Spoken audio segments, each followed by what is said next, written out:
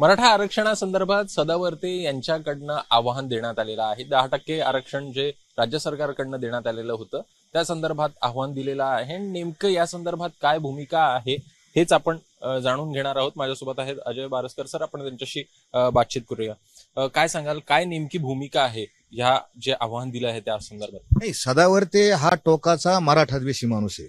पहिल्यापासून त्यांना काय भानगड आहे त्यांची की ते खूपच रागराग करतात आणि नेहमी काही मराठा समाजाचा आरक्षणाचा प्रश्न आला की ते म्हणतात मी ओपनवर अन्याय होतो। ओपनच्या लोकांनी कोणी तुम्हाला काय वकीलपत्र दिलेलं आहे का? ओपनच्या वतीने लढा, ओपनच्या वतीने लढा, कोणी दिलेलं नाही। परंतु ह्या माणसाच्या मनामध्ये खूप द्वेष आणि मत्सर मराठा समाजाचे विषय आहे आणि आम्ही सातत्याने त्या सदावर्तेंच्या विरोधात काम करत आलोय। माझे खूपशे भाषणं आहेत आणि न्यायालयीन लढाई सुद्धा त्या ठिकाणी करतो। कसं आहे, आमचा मराठा समाज फार भावनिक आहे। माझं आपल्या माध्यमातून समाजाला कळकळीचं आव्हान आहे, हा देश भावनेवर चालत नाही, हा देश राज्य भावनेवर चालत नाही, हे कायद्यावर चालतं। एवढा मोठा मराठा समाज एका बाजूला आहे, काही कोटीत समाज मराठा एका बाजूला आहे आणि एकटाच तो सदावर्ते एका बाजूला आहे। त्याच्या वकिलीच्या ज्ञानावर जे काय असन, तुटपुंज असन, किती कमी जास्त असन, जे काय असन, त्याच्या जोरावर हा एकटा माणूस मराठा समाजाचं आरक्षण रद्द करतो आणि त्यांनी केलेलं आहे। गायकवाड समितीचं जे मागासवर्ग आयोगाचं जे आरक्षण होतं त्याच्यात हेच पिटिशनर होते, यांनीच हरकत घेतली, यांनीच रद्द केलं। आणि तो आपण बोलत नाही तसा घटनेनं त्यांना अधिकार दिलेला आहे, परंतु ते आरक्षण रक्षण करण्यासाठी, आरक्षणाचं जे मिळालेलं आरक्षण आहे त्याचं रक्षण करण्यासाठी सुद्धा मराठा समाजाने उतरायला पाहिजे कायदेशीर लढाईत। आमची अडचण काय झाली, जेवढा पैसा आम्ही फुलाला, हाराला, जे शिबेला खर्च करतो, जेवढा दिखाव्याला खर्च करतो तेवढा आम्ही वकिलाला खर्च करत नाही ना। ही न्यायालयीन लढाई लढली गेली पाहिजे, तिथं मात्र सगळं कमी पडतात आणि बाकीच्या गोष्टीकडे लक्ष जादा होतं। त्याच्यामुळे मराठा समाजाची हानी झालेली, भावनिक मुद्द्यावर नाही, कायदेशीर मुद्द्यावर लढलं गेलं पाहिजे आणि त्यासाठी आम्ही लढणार आहे, मी तर लढणारच आहे। दुसरीकडे बघायचं तर एक सगळे सोयरेचा मुद्दा आहे आणि दुसरीकडे हे आरक्षण जे दिलेलं आहे, कशा प्रकारे बघता आहे या सगळे सोयऱ्याच्या मुद्द्याकडे आणि दिलेल्या आरक्षणाकडे? काय तुमची आता पुढे मागणी असणार आहे या संदर्भात? ही सगळे सोयरेचा जो ड्राफ्ट आहे, सगळे सोयरे ही जी संकल्पना, मूळची संकल्पना ही मनोज जरांगे यांच्या डोक्यातली। बसल्या बसल्या त्या दिवशी त्या उपोषण सोडताना त्या 4 त्यांच्या ज्या मागण्या होत्या त्या माझ्याकडे तो पेपर आहे, त्यांनी लिहून घेतले। त्याच्यामध्ये सगळे सोयऱ्यांना ज्यांना दाखले मिळाले त्यांच्या सगळे सोयऱ्यांना प्रमाणपत्र मिळालं पाहिजे। ठीक आहे, काय हरकत नाही, चांगला विषय तो। आणि मग सगळे सोयरीची व्याख्या कशी करायची, काय कशी करायची, आणि ते सगळं त्याच्या प्रक्रियेमध्ये, मसुद्याच्या प्रक्रियेमध्ये मी होतो। जसं मनोज जरांगे यांनी सांगितलं तसंच्या तसं वर्डिंग राज्य सरकारने त्या मसुद्यामध्ये घातलं, तसंच्या तसं सरकार पूर्णपणे मराठा समाजाप्रती झुकलं होतं। मी असं म्हणणार नाही जरांगे यांच्या प्रती झुकलं होतं, कारण मराठा समाजाची ताकद ही सरकारला माहिती आहे आणि सरकारने जसंच्या तसं त्यांनी सांगितलं तसंच्या तसं ड्राफ्ट केला। तोच ड्राफ्ट वाशीमध्ये स्वीकारला तर मी मागं जात नाही त्या इतिहासामध्ये, मी ते बोललेलो आहे पुष्कळ। तोच ड्राफ्ट त्यांनी स्वीकारला आणि स्वीकारल्यानंतर आम्ही गुलाल घेतला, आम्ही फटाकडे वाजवले, आम्ही नाचलो, आम्ही बॅनर लावले, आरक्षण मिळालं आणि आम्ही गावात गेलो। आरक्षणाचं 100 सगळे सोयरेच्या ड्राफ्टचं सगळं श्रेय, आलेली कल्पना सगळं जरांगे पाटलांचे, दुमत नाही, 100% त्यांनीच घ्यावं, कारण त्यांच्या डोक्यातली जसं सांगितलं तसं सरकारने केलं, बरोबर। आता माझं अशी विनंती आहे की सरकारने सरकारचं काम केलंय, सगळे सोयरेचे। सरकारला अजून एक विनंती आहे, मी काल जाऊन आलो, पाहिलं की एवढ्या तक्रारी आल्या, सरकार थोडं स्लो काम करते। आता सरकारने ते तात्काळ त्या हरकती तपासाव्यात आणि तो ड्राफ्ट, ती राजपत्र त्याचं अंमलात आणण्यात यावं। 16 तारीख दिली होती, 16 फेब्रुवारी किंवा त्यानंतर हे राजपत्र अंमलात येईल, अधिनियम अंमलात येईल असं सांगितलं होतं। तर माझी सरकारला विनंती आहे, तात्काळ आपण ते राजपत्र अंमलात आणावं आणि ते टिकवण्याची सगळी जबाबदारी, 100% जबाबदारी, कोर्टात टिकवण्याची जबाबदारी ही मनोज जरांगे पाटलांची आहे।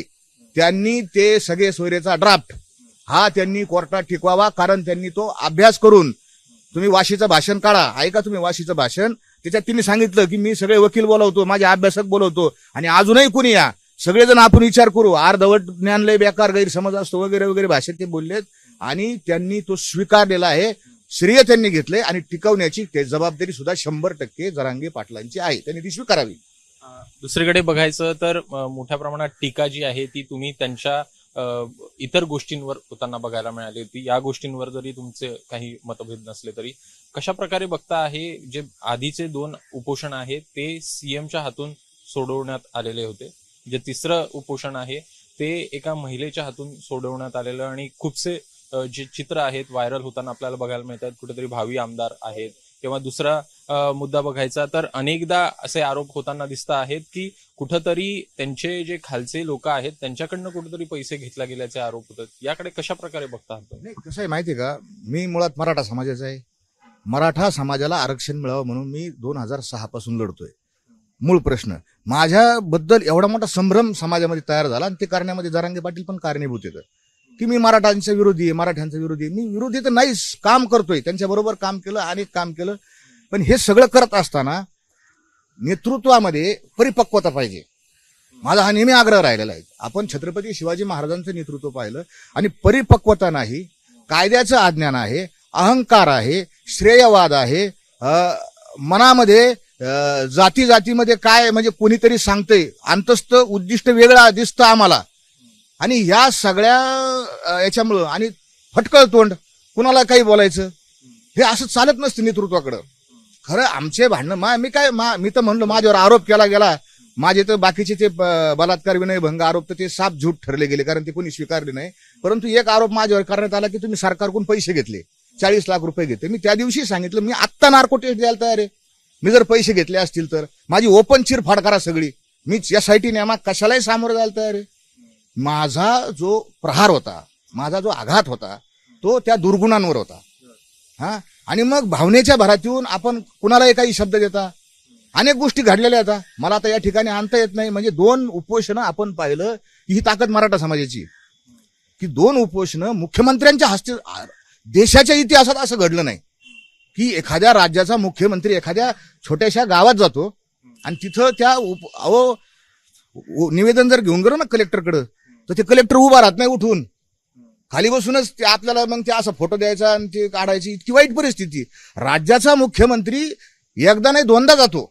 ही ताकद जरांगेंची नाही, ही ताकद मराठा समाजाची. आणि मग त्या उंचीवर तुम्हाला तिथं बसवलेलं आहे. आपण कसं राहिलं पाहिजे, कसं वागलं पाहिजे. आणि मग हे सगळं मीम्स व्हायरल होतात ना, ह्या चर्चा होतात ना की 2 उपोषण झाले ती कोणाच्या हाताने सोडली, तिसरं उपोषण कोणा. हे माझं मत नाही, मी समाज माध्यमातून पाहिलं. पण ही वेळ का यावी प्रश्न असा येतो की एकूण काही जे फोटो आहेत ते व्हायरल होताना बघायला मिळत आहेत. कुठेतरी भावी आमदार, कुठेतरी भावी नगरसेवक, अशा प्रकारचे अनेकशे जे व्हिडिओ आहेत, हे फोटो आहेत ते व्हायरल होतात. ही वेळ का बरं यावी की अशा प्रकारचे फोटो व्हायरल होताना दिसतात? एक काय असतं, प्रत्येकाला एक स्वप्न असतं. आता तुम्ही मोठे येतं, तुमची माझी ओळख आहे मुख्यमंत्र्याची, काय मला तिकीट देतील, काय काय त्याचं गैर नाही काही. कोणी आमदार व्हावं आणि कोणी इच्छा मनात करावी, ते काय मला तर नाही व्हायचं बरं का. मला मराठा समाजाचा नेता नाही व्हायचा, आमदार नाही व्हायचं, खासदार नाही व्हायचं, म्हणजे उगाच गैरसमज जायचा. पण ज्या कोणाला व्हायचं असेल त्यात काय वाईट नाही. कुणी जर झालं आंबडचं, एखादी आमची माय माऊली आमदार, तर मलाही आनंद आहे त्याच्यामध्ये, दुःख काय नाही त्याच्यामध्ये. परंतु भावनेच्या भरामध्ये आपण कोणाला काही शब्द देणे आणि मग ते व्हायरल होणे आणि मग त्याच्यातून एकंदर हानी ही समाजाची होती, हे आपण लक्षात. आणि मग त्याच्याच माझं तिथंच माझं भांडण आहे ना. त्यांचं माझं काही बांधाला बांध आहे का? जरांगीने काय माझं काही व्यक्तिगत नुकसान केलं का? माझं 1 रुपयाचं नुकसान केलं ना जरांगीने? काहीच केलं नाही ना. मी कशासाठी त्यांच्यासंग मांडू? मी जी कळकळीने माझी व्यथा मांडली, सत्य मांडलं. माझ्या एकाही प्रश्नाची उत्तरं अद्याप पावेतो समाजाने किंवा त्यांनी दिलेली नाहीत. माझा त्यांचा आता मला समाजाने सांगितलं तुम्ही बोलू नका महाराज याच्यावर, या गोष्टीवर. मला खूप दबाव आहे, प्रेशर आहे, नातेवाईकाचा आहे, समाजाचा आहे, कुटुंबाचा आहे. तरी तुम्ही आला मला कुठून तरी शोधून काढलं आणि तुम्ही मला हे. पण माझी एक विनंती, कळकळीची विनंती आणि आमच्या समाजालाही विनंती भावनिक, की मी तथ्य मांडलेत, मी आपल्यासमोर पुरावे मांडले, मी प्रश्न विचारलेत. लोकशाहीमध्ये आपण प्रश्न विचारू शकतो ना, का प्रश्नच विचारायचे नाहीत? जे काही तुम्ही सांगता ते मुकाट्याने मान्य करायचं असं नाही चलत. आपण लोकशाही आहे, हे औरंगजेबाचं राज्य नाही. आपण औरंगजेबाला प्रश्नच विचारू शकत नाही. मी ज्यांचं नेतृत्व तुम्ही मानलं, जरांगेंचं नेतृत्व मी पण मानलं होतं ना.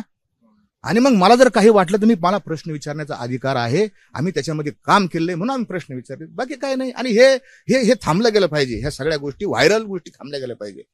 धन्यवाद. हे होते भास्कर महाराज यांच्याकडनं एकूणच प्रश्नांबद्दल आपल्या उत्तरं देण्यात आली आहे. दीपेश महाजनचा अभिषेक मुठाळ, एबीपी माझा, मुंबई. एबीपी माझा, उघडा डोळे बघा नीट.